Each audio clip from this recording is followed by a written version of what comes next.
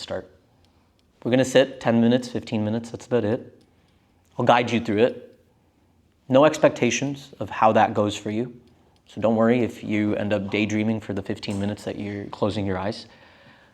But then we'll reflect a little bit on just how the initial meditation went. So for those of you that are coming back, this will tell me if you've maintained a practice of some sort, or if you're building back your blocks. And then for those of us that are new, that have maybe never meditated before, you can also identify just the monkey mind, is what the Buddhists call it as well, the monkey mind. A mind that is a monkey that is swinging wildly from vine to vine, having been drunk off of wine. So it's loose with all of its inhibitions, and we have to have a watchful eye of this monkey mind. So when it comes to sitting to meditate, although I'm sitting cross-legged, it's entirely up to you how you choose to sit. You can be up against a wall. You can have your legs extended. The more Japanese style of sitting would be to sit on your shins. There are different ways to sit when it comes to meditating. Find the method that works best for you. And for people that are starting off with a meditation practice, the first few times that you sit, 3-5 times that you sit, it's going to be more about you figuring out what works best for your body. When it comes to your hands, they can be on your legs, they can be in your lap. There's mudras that you can use. I don't care. You want to play with your hands, do whatever works best for you. Energy is there, whether it's open palmed, closed palmed, sealed hands, your choice. My main request always is lengthening of the spine. Just physiologically, if we end up meditating like this, we're restricting a lot of energy from flowing freely in the body. So if we need a backrest, if we need the wall to use, that helps. It helps tremendously. And over time, the hope would be is that we have enough strength around the core, enough awareness in the body that we may not need to rely on the wall. But the wall is always there if you need it. So finding that length. And you don't have to sit so upright that you feel forced to do so. Sometimes it's talked about that we want to tune our spine like a guitar string. Too loose and it's not going to make any sound. It's going to end up being floppy. Too tight and it'll snap. So finding that gentle amount of length from the base of your hips to the crown of your head. We can even take a couple of moments here just rolling out the shoulders to see what it feels like to let tension creep into the body, and then see what it feels like to relax tension and release it out of your body. And you can do this a few times, inhaling to shrug, clench your fist, engage your core, your glutes, exhaling to relax your muscles, to bring softness. And the next time you do this on your breath out, if available to you, please close your eyes. If that feels like a bit of a challenge for you to work with, then by all means, keep your eyes softened. You can just look at a small point on the ground out in front of you. Otherwise, yes, if available to you, please see if your eyes will close and rest. Now, before we even focus on our breathing, let the first minute or so just be dedicated to feeling your body in the seated position. So notice how it feels to sit, whether you've chosen to sit cross-legged, with legs extended, with arms on your legs, with hands in your lap. Just feeling your posture, the positioning of your spine, the openness around your chest, the softness around your shoulders and neck. And if there's any adjustment you may need to make, do so, but as best as you can, do it slowly. Understanding that we have now begun the meditation and mindfulness practice, try to do everything that needs to be done mindfully, with awareness. So that you don't blindly do it or do it out of a reaction, but that you are responding to a stimulus, to a sensation, with awareness.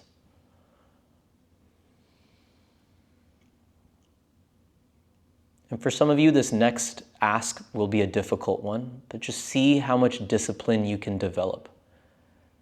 Having established your seated posture, with the idea and understanding that we want this posture to be comfortable, effortless, relatively relaxing. Having understood that, can we try our best to remain in this posture without bringing in any additional movement? So even if something like an itch comes up, trying your best to observe the itch. If an ache comes up in your knee, in your back, observing it, noticing it, working with the facts of what you feel. But if things do start to feel very intense and overwhelming, then please adjust, but once again, mindfully.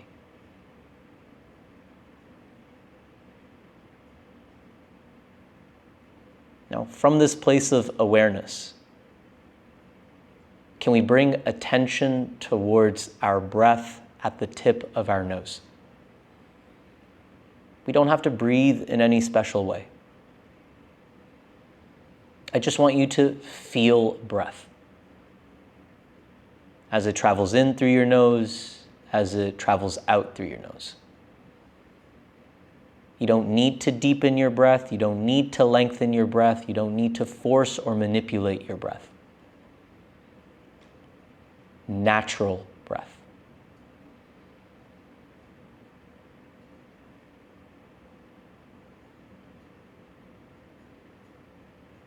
Now, when it comes to working with breath, if you start to lose connection to your breathing, then by all means, deepen the breath, sharpen the breath.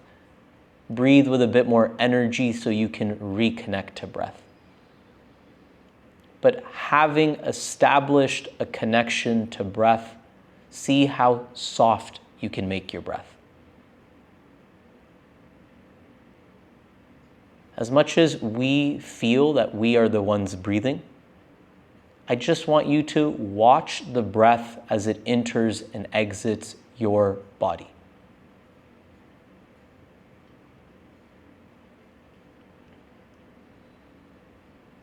There's no right way to breathe. There's no wrong way to breathe. Your body knows how to breathe. This practice of bringing attention to breath is about keeping attention on the breath.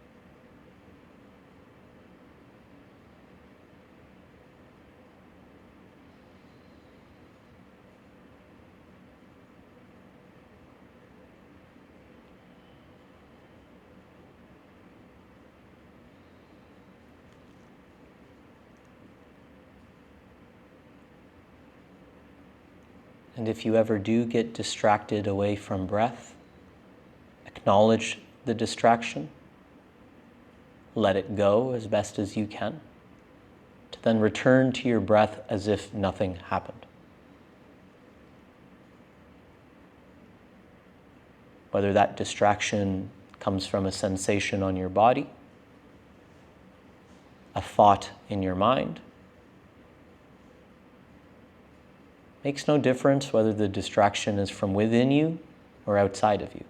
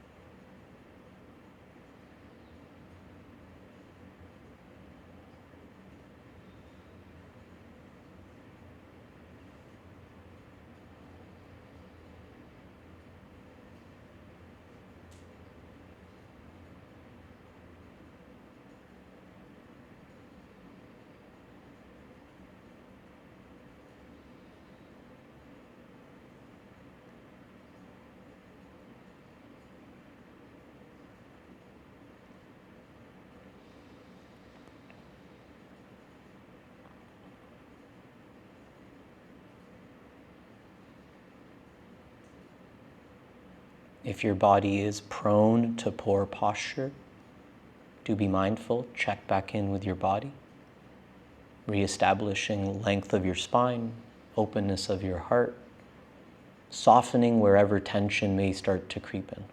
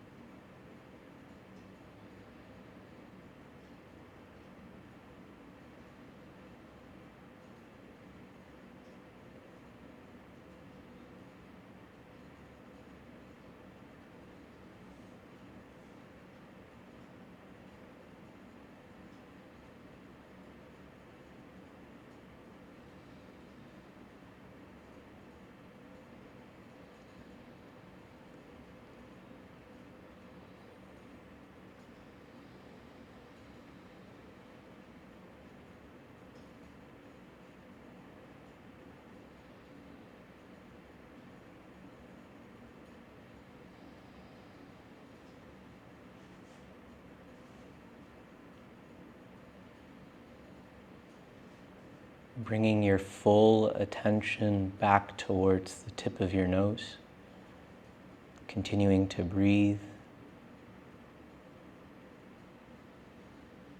fully aware of the breath as it enters the nose, fully aware as breath exits the nose.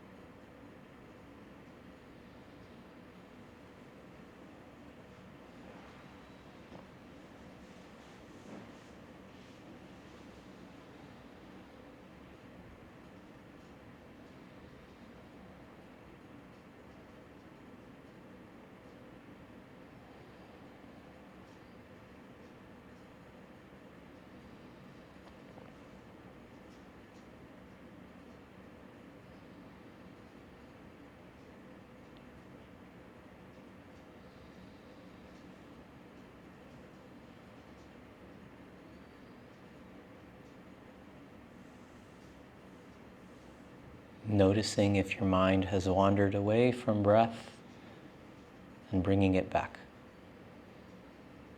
Letting your mind rest on your breath. A breath that is smooth, soft, slow, steady.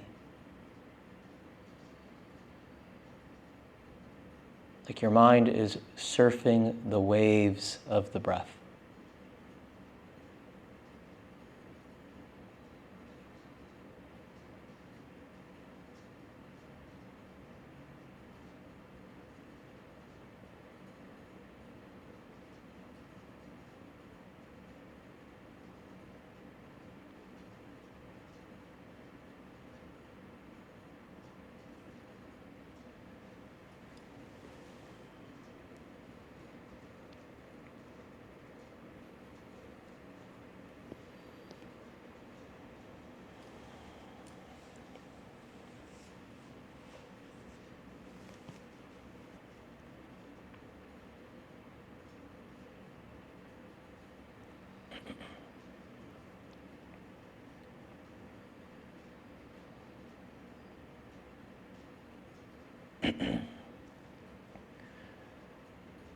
And as we approach the end of this meditation, keep your body soft and relaxed.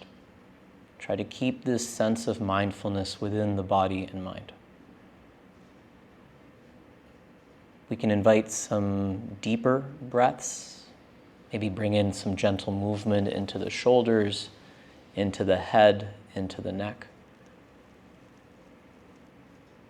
You might choose to wiggle out your fingers, your toes, rolling out your wrists.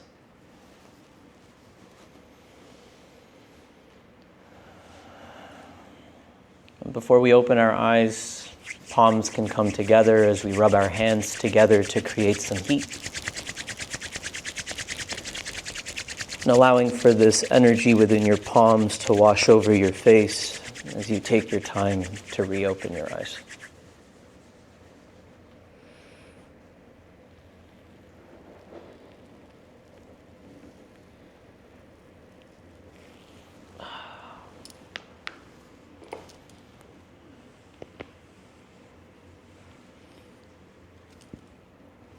Just over 15 minutes. For some of us, that may have felt like 15 minutes. For some of us, less. For some of us, more. Just take a moment to reflect on those 15 minutes. Doesn't have to be openly said just yet, but just notice. Observe, how did it feel physically to just sit for 15 minutes without trying to move restlessly? How was the experience of either sitting cross-legged or with legs extended to try to keep the body soft and relaxed?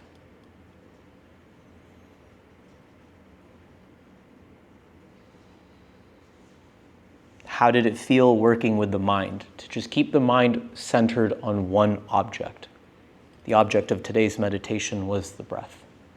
To just feel breath as it enters and exits through the nose. Not doing that and something else, but 100% of our attention, energy, awareness to watching breath. Inquire within yourself, when you did get distracted, what distracted you? Was it something within the body? Was it something within the mind? Was it a feeling? Was it a memory? Was it the busyness of your life?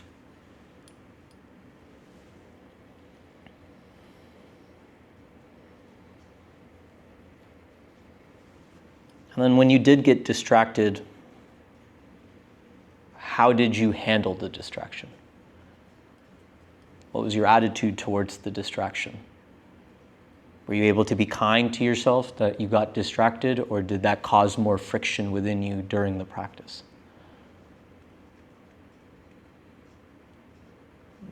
It's very helpful to observe these things because for most of us, they're going to come up again. You're going to sit to meditate again. And if you have some form of chronic injury or you carry tension in the body, likely Next time you sit to meditate, you're going to feel that thing in your body again. If your mind is weighed down by stress, responsibility, life, and we don't have a means of processing it or working with it, chances are, once again, you sit to meditate, it's going to come up again. And a big part of this practice is learning how to hold space. As much as we're creating space, what are we creating space for? We're creating space for these things that have always been there. The body's always had these feelings within it. Your knee aches, but when you're busy through your daily life, you don't give any consideration to the knee or the lower back or wherever it may be. Or, you do have the stress of, paying a bill, paying your mortgage, doing this, doing that, planning out the rest of your week, your month, whatever it may be. All that energy, that tension is always there, but for a lot of us, it's underneath the surface of our conscious awareness. So we don't give it all of the energy during our day. But then we're asked to just simply sit and breathe.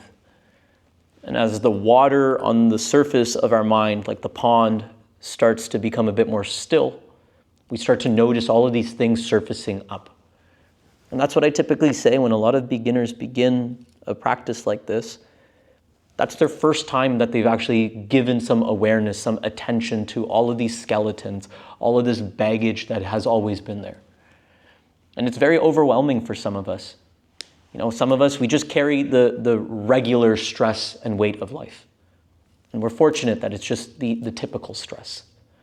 But others might have had traumatic experiences, some horrible experiences that have impacted who and what they are today. And when they sit to meditate, it is a lot more difficult to deal with some of that.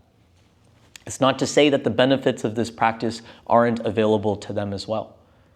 But it may take a lot more work, a lot more compassion and kindness towards what has brought you to where you are today. Does anybody want to share some of the distractions that may have come up? Or just a general reflection on your experience itself within those 15 minutes?